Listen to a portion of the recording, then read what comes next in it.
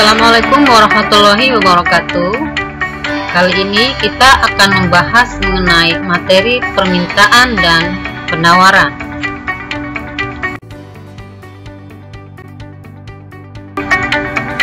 Adapun kompetensi dasar materi kali ini adalah 3.1, mendeskripsikan terbentuknya keseimbangan pasar dan struktur pasar. 4.1, menyajikan hasil pengamatan tentang perubahan harga dan kuantitas keseimbangan di pasar.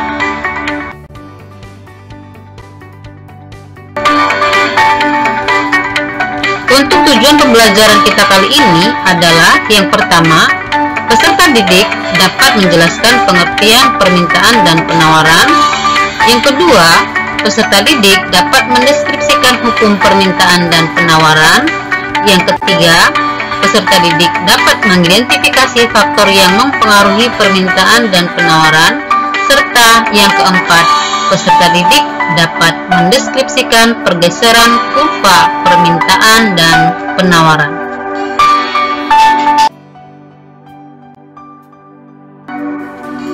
Dan untuk peta konsepnya, kali ini kita akan membahas mengenai yang pertama itu mengenai pengertian dan faktor-faktor yang mempengaruhi permintaan dan penawaran, serta kurva dan hukum permintaan dan penawaran.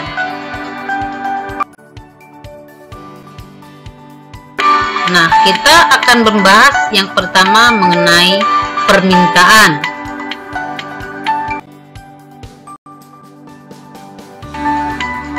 Permintaan atau demand merupakan jumlah keseluruhan barang dan jasa yang ingin dibeli oleh konsumen pada berbagai macam tingkat harga, tempat, dan waktu tertentu. Permintaan ini timbul karena adanya kebutuhan seseorang terhadap barang tertentu.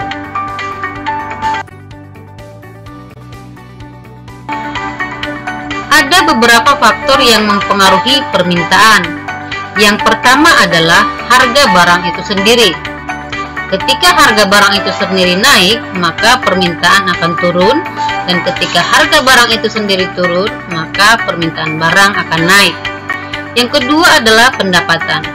Ketika pendapatan seseorang mengalami peningkatan, maka permintaan juga mengalami peningkatan, dan sebaliknya, ketika pendapatan seseorang turun, maka permintaan terhadap barang juga akan turun.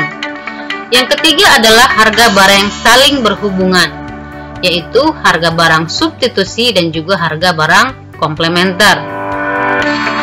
Ketika pada harga barang substitusi, kenaikan harga barang yang satu akan mengakibatkan peningkatan permintaan barang yang lain.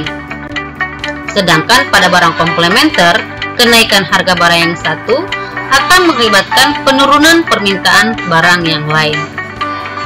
Yang keempat adalah ekspektasi atau perkiraan di masa mendatang. Ketika konsumen memperkirakan harga barang di masa yang akan datang naik, maka permintaan barang tahun ini akan mengalami peningkatan. Yang kelima adalah selera. Selera masyarakat terhadap barang akan mempengaruhi permintaan akan barang tersebut. Ketika selera masyarakat tinggi terhadap satu barang, maka akan meningkatkan permintaan dan sebaliknya. Yang keenam adalah jumlah penduduk. Ketika jumlah penduduk mengalami peningkatan, maka akan mengakibatkan peningkatan terhadap permintaan barang dan juga sebaliknya.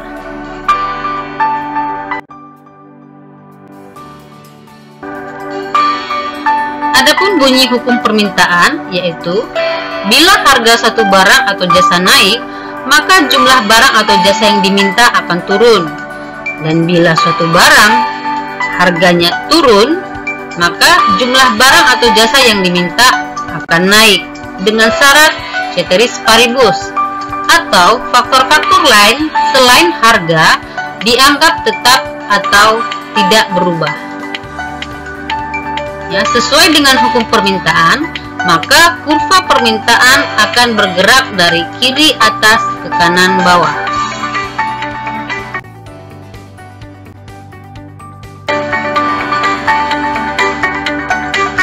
Untuk penawaran. Penawaran itu merupakan jumlah keseluruhan barang atau jasa yang akan dijual atau ditawarkan oleh produsen pada berbagai macam tingkat harga dan waktu tertentu. Penawaran datang dari pihak produsen. Barang-barang yang dihasilkan oleh produsen ditawarkan kepada para konsumen.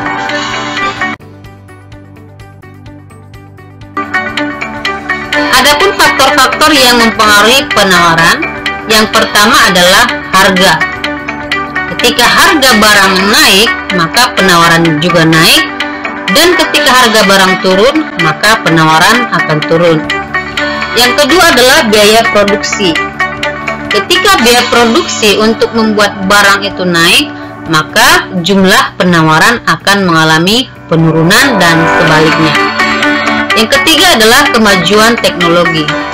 Semakin canggih teknologi untuk memproduksi suatu barang, maka akan terjadi peningkatan terhadap jumlah penawaran. Yang keempat adalah harga barang yang saling berhubungan, yaitu harga barang substitusi dan juga harga barang komplementer. Ketika harga barang substitusi naik, maka jumlah penawarannya juga akan mengalami kenaikan. Dan begitu juga dengan harga barang komplementer. Ketika harga barang komplementer itu turun, maka penawarannya juga akan mengalami penurunan. Yang keempat adalah jumlah produsen. Ketika jumlah produsen mengalami kenaikan, maka barang yang ditawarkan juga akan mengalami kenaikan atau meningkat dan sebaliknya. Yang keenam adalah ekspektasi.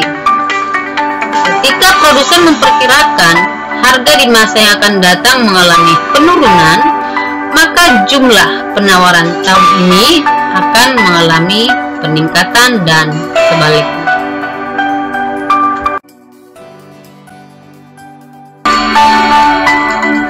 Adapun bunyi hukum penawaran adalah bila harga naik, maka jumlah barang atau jasa yang ditawarkan akan naik, dan bila harga turun, maka jumlah barang atau jasa yang ditawarkan ikut turun dengan syarat ceteris paribus atau faktor selain harga dianggap tetap atau tidak berubah.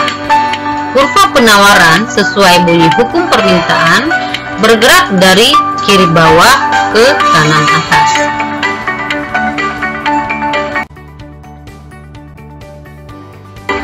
Ya, baiklah, kita masuk ke pertemuan yang kedua.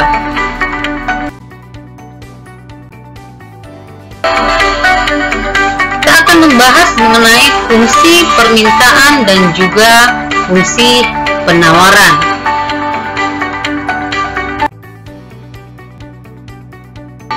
Untuk tujuan pembelajaran kita kali ini adalah setelah mengikuti kegiatan pembelajaran melalui pendekatan STEAM dan juga TIPEK, dengan model pembelajaran problem-based learning, peserta didik dapat menentukan fungsi permintaan dan penawaran dan juga mendeskripsikan grafik fungsi permintaan dan penawaran dengan penuh tanggung jawab, bekerja keras, toleransi, dan bekerja sama.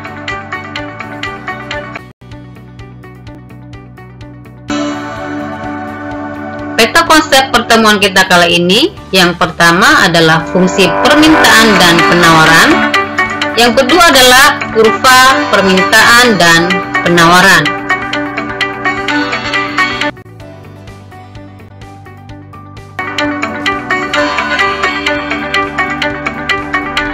Pertama, kita akan membahas mengenai fungsi permintaan dan penawaran.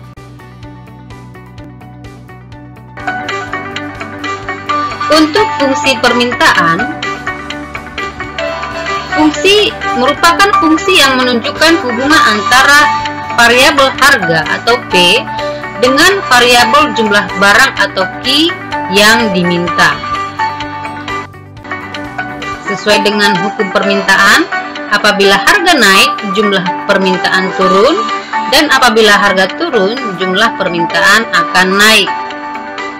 Adapun bentuk fungsi permintaan adalah P sama dengan A dikurang B dikali Q, atau Q sama dengan A dikurang B dikali P, di mana Q adalah jumlah barang yang diminta, P adalah harga barang per unit, A adalah angka konstanta, B adalah gradien atau kemiringan. Adapun syarat dari fungsi permintaan adalah bahwa nilai A itu positif dan nilai B itu adalah negatif.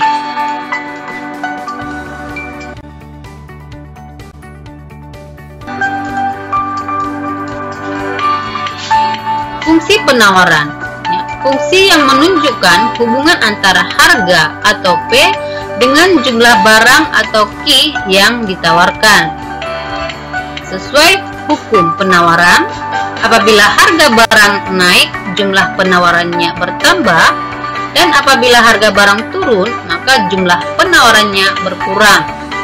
Adapun bentuk fungsi penawaran adalah P sama dengan A ditambah B dikali Q, atau Q sama dengan A ditambah B dikali P, di mana Q adalah jumlah barang yang ditawarkan, P adalah harga barang per unit, A adalah angka konstanta, dan B adalah gradien atau kemiringan. Ini dia rumus fungsi permintaan dan juga fungsi penawaran. P sama dengan P1 per P2 dikurang P1 sama dengan Q kurang Q1 per Q2 dikurang Q1, di mana P1 adalah harga awal, Q1 jumlah awal, P2 adalah harga perubahan, dan Q2 adalah jumlah perubahan.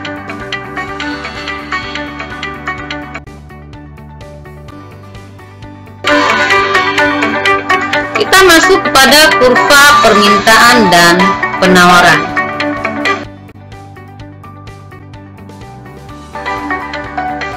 Kurva permintaan merupakan kurva yang menggambarkan hubungan antara harga dengan jumlah barang yang diminta.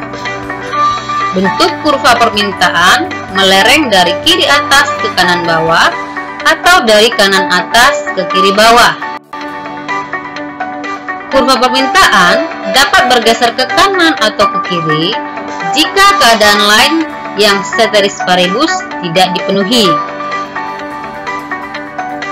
Jadi, kurva penawaran dapat bergeser apabila yang berubah adalah faktor selain harga, seperti pendapatan, kemudian selera, kemudian jumlah penduduk, dan sebagainya.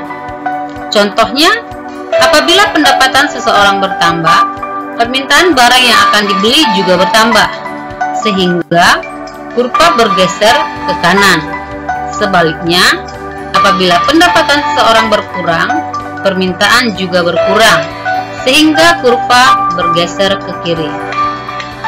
Berikut gambar dari kurva permintaan.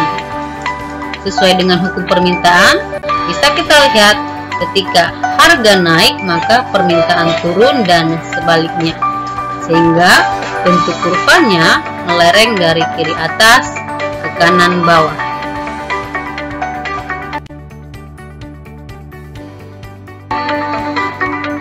Untuk kurva penawaran merupakan kurva yang menggambarkan hubungan antara harga dan jumlah barang yang dijual atau ditawarkan pada masing-masing tingkat harga. Bentuk kurva penawaran akan dapat bergeser ke kanan atau ke kiri jika faktor yang berubah adalah faktor selain harga, seperti kemajuan teknologi, biaya produksi, jumlah produsen, dan sebagainya. Contohnya misalnya, ketika jumlah barang yang diproduksi melimpah karena kemajuan teknologi, maka kurva penawaran akan bergeser ke kanan. Sebaliknya, kurva penawaran bergeser ke kiri jika jumlah produksinya menurun. Bisa kita lihat gambar dari kurva penawaran sesuai dengan bunyi hukum penawaran. Jika harga naik, penawaran turun, maka kurva penawaran itu bergerak dari kiri bawah ke kanan atas.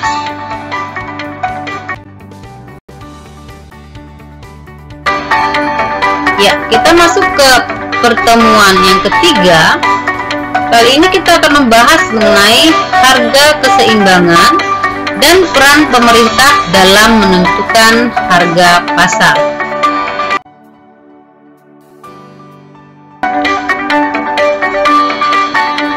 Untuk kompetensi dasarnya sama seperti di pertemuan pertama, yaitu 3.4, menganalisis hubungan antara keseimbangan pasar dan struktur pasar.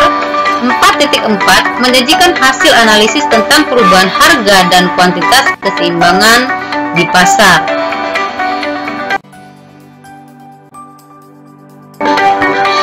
Dan untuk tujuan pembelajaran kita kali ini adalah, setelah mengikuti kegiatan pembelajaran secara daring melalui pendekatan STEAM dan TIPEC dengan model problem based learning, peserta didik dapat mendeskripsikan terbentuknya keseimbangan pasar dan struktur pasar, khususnya materi yang berhubungan dengan harga keseimbangan, serta menyajikan hasil pengamatan tentang perubahan harga dan kuantitas keseimbangan di pasar dengan penuh tanggung jawab, bekerja keras, toleransi, dan bekerja sama.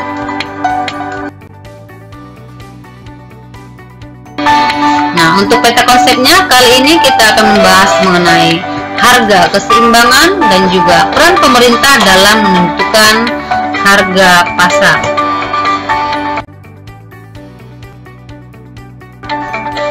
Untuk proses terbentuknya harga keseimbangan, di sini terdapat permintaan dan juga penawaran. Permintaan datang dari pembeli dan penawaran datang dari penjual, yang mereka bertemu dalam sebuah pasar. Ketika terjadi tawar-menawar antara permintaan dengan penawaran, akan membentuk yang namanya harga keseimbangan.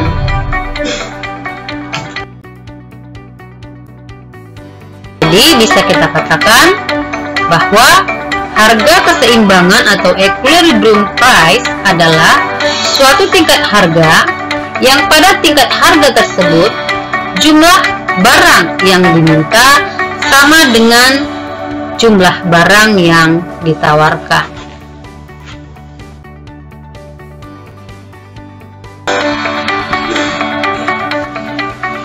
Bila ditinjau dari grafik atau kurva, harga keseimbangan akan terjadi saat kurva permintaan berpotongan dengan kurva penawaran.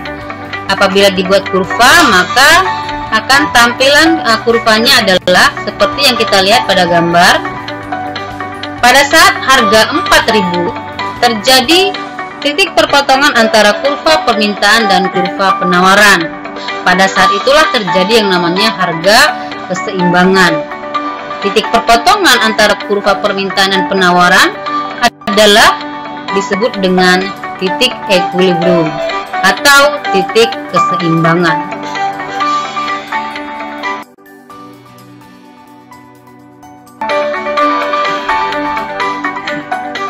Pergeseran harga keseimbangan. Ya, pergeseran harga keseimbangan terjadi jika terdapat perubahan jumlah permintaan dan jumlah penawaran, apakah itu bertambah maupun berkurang secara bersama-sama, akan dapat diketahui harga keseimbangan yang baru. Perubahan harga keseimbangan yang baru disebabkan oleh kekuatan-kekuatan yang ada di pasar. Perubahan keseimbangan dapat bermanfaat untuk menentukan langkah-langkah yang akan diambil dalam pembelian maupun penjualan barang. Ya, berikut gambar dari grafik keseimbangan pasar. Bisa kita lihat di situ bahwa ada perubahan terhadap jumlah permintaan dan jumlah penawaran. Perubahan jumlah permintaan dan penawaran ini akan mengakibatkan adanya titik keseimbangan yang baru.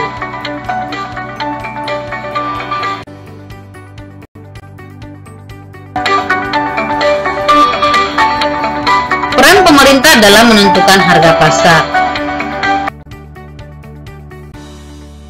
Ada beberapa peran pemerintah dalam menentukan harga pasar. Yang pertama adalah dengan intervensi secara langsung, yaitu dengan penetapan harga minimum. Penetapan harga minimum merupakan batas seberapa rendah harga dapat dikenakan pada suatu produk melalui kesepakatan bersama atau ketentuan pemerintah. Penetapan harga minimum atau harga dasar yang dilakukan oleh pemerintah bertujuan untuk melindungi produsen, terutama untuk produk dasar pertanian. Yang kedua adalah penetapan harga maksimum, merupakan perubahan tertinggi yang diperbolehkan terhadap suatu harga yang telah ditetapkan dalam suatu kontrak dalam suatu masa perdagangan sesuai dengan aturan perdagangan yang ada. Penetapan harga maksimum atau harga eceran tertinggi atau HET yang dilakukan pemerintah bertujuan untuk melindungi konsumen. Kebijakan HET ini dilakukan oleh pemerintah jika harga pasar dianggap terlalu tinggi di luar batas daya beli masyarakat atau konsumen. Yang kedua adalah intervensi pemerintah secara tidak langsung, yaitu dengan penetapan pajak. Kebijakan penetapan pajak dilakukan oleh pemerintah dengan cara mengenakan pajak yang berbeda-beda untuk berbagai komoditas. Misalnya, untuk melindungi produsen dalam negeri, pemerintah dapat meningkatkan tarif pajak yang tinggi untuk barang-barang impor. Berikutnya adalah dengan pemberian subsidi. Pemerintah dapat melakukan intervensi atau campur tangan dalam hal pembentukan harga pasar, yaitu melalui pemberian subsidi. Subsidi ini biasanya diberikan pemerintah kepada perusahaan-perusahaan penghasil barang kebutuhan pokok. Subsidi juga diberikan kepada perusahaan yang baru berkembang untuk menekan biaya produksi supaya mampu bersaing terhadap produk-produk impor. Kebijakan ini ditempuh pemerintah dalam upaya pengendalian harga untuk melindungi produsen maupun konsumen, sekaligus untuk menekan laju inflasi.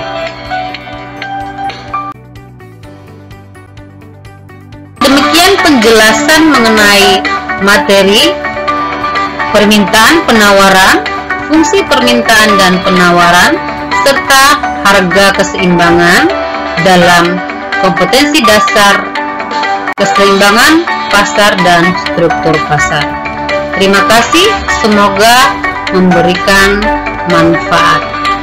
Assalamualaikum warahmatullahi wabarakatuh.